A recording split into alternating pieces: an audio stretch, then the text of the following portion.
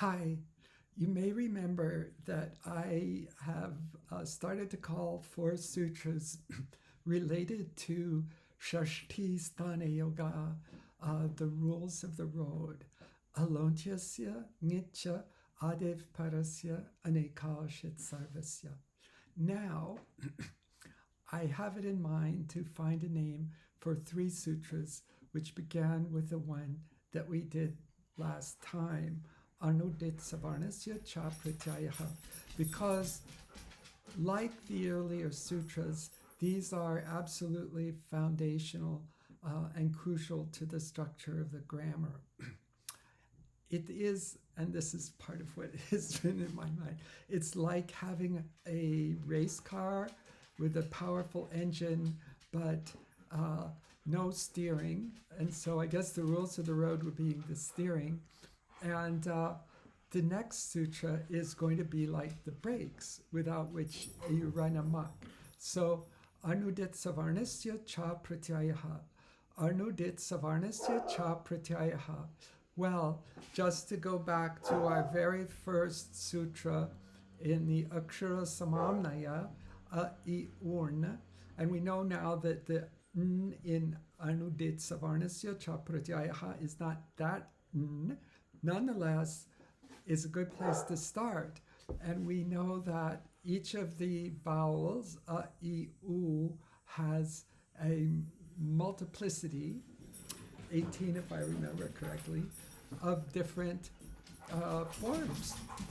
And Anudit Savarnasya Cha Pratyayaha says that wherever you see one of those vowels as it is, meaning just in a sutra, it must stand for all of its forms.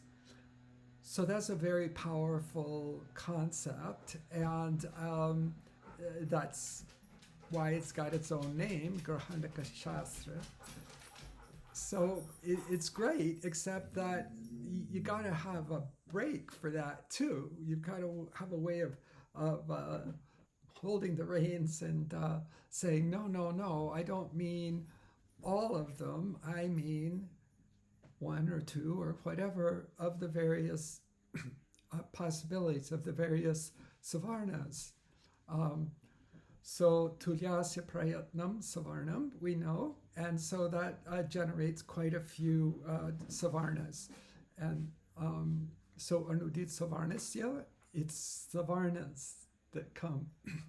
So now we have, certainly on the face of it, a simple little sutra that, in my new way of thinking, supplies the brakes for Anudit Savarnasya Cha Pratyayaha. Tapparas Tatkalasya. Tapparas Tatkalasya. So 1170 were 15 in Siddhanta Kaumudi. Tapparas Tatkalasya. Tapparas Tatkalasya. So, tapparaha tatkalasya. So, tapparaha,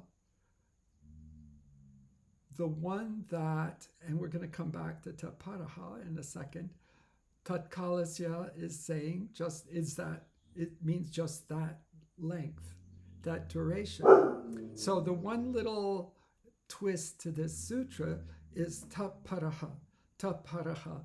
Now, tapparaha is a compound, and it could either be a bahuvrihi compound, in which case we'd say taha paraha yasmat saha, so one that has ta as the following one, that would be the bahuvrihi variant, and that's the one that we mostly think of in I guess you could say real life, real grammatical life.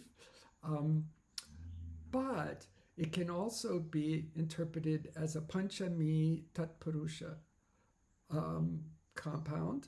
And so that would be tat paraha, the one which follows tat. So there you go. Now the anuvrtihi in this sutra is sanya. So the full sutra would be tapparaha tatkalasya sanya. Tapparaha tatkalasya sanya.